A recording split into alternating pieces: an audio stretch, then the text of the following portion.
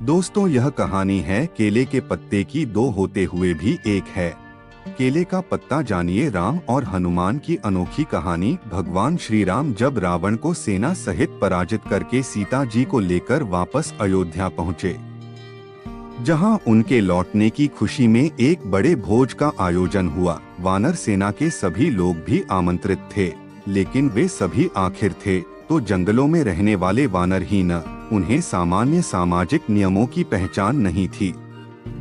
इसलिए वानरराज सुग्रीव जी ने उन सबको खूब समझाया। उन्होंने कहा, देखो, यहाँ हम मेहमान हैं और अयोध्या के लोग हमारे मेजबान। तुम सब यहाँ खूब अच्छी तरह शिष्टाचार के साथ पेश आना, जिससे कि हम वानर जाति वालों को लोग शिष्टाचार विहीन न समझें। इस बात का ध्यान विशेष रखना। सभी वानरों ने अपने राजा की बात मानी और अपने समाज का मान रखने के लिए तत्पर हुए। तभी एक वानर आगे आया और हाथ जोड़कर वानरराज सुग्रीव से कहने लगा, प्रभु, हम प्रयास तो करेंगे कि अपना आचार व्यवहार अच्छा रखें, किंतु हम ठहरे बंदर, कहीं भूल चूक भी हो सकती है। तो हो सकता है कि अयोध्या वासियों के आगे हमारी छवि अच्छी नहीं रहे। इसके लिए मैं प्रार्थना करता हूँ कि आप किसी को हमारा अगुवा बना दें, जो न सिर्फ हमें मार्गदर्शन देता रहे, बल्कि हमारे बैठने आदि का प्रबंध भी सुचारू रूप से चलाए। कहीं किसी वस्तु के लिए वानर आपस में लड़ने भिड़ने लगें, तो हमारी छवि धूमिल हो सकती है। उस बुद्धिमान वानर की बात सुनकर वानरों में सबसे ज्ञानी और श्री राम के सर्वप्रिय तो हनुमान को सभी का अगुवा बना दिया गया। भोज के दिन श्री हनुमान सबके बैठने का इंतजाम करते रहे।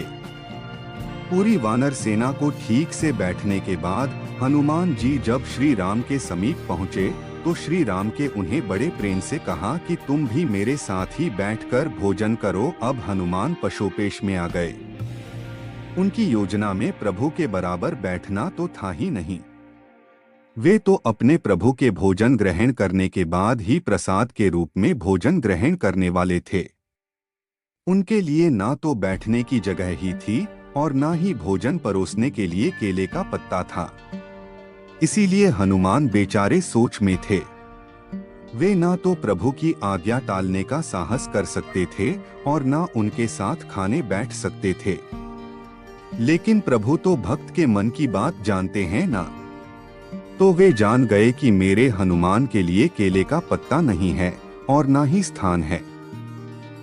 तब उन्होंने अलौकिक कृपा से अपने साथ हनुमान के बैठने के लिए स्थान बढ़ा दिया। जिन्होंने इतने बड़े संसार की रचना की हो, उन्होंने जरा से और स्थान की रचना कर दी।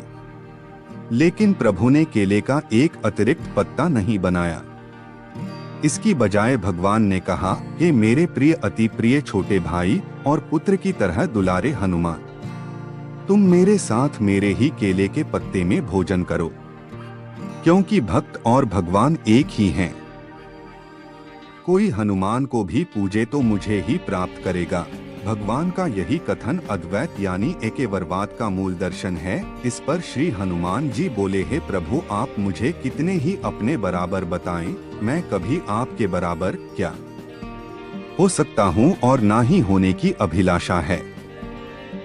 यह है द्वैत यानी जीव और ब्रह्मा के बीच की मर्यादा। मैं सदा सर्वदा से आपका सेवक हूँ और रहूंगा।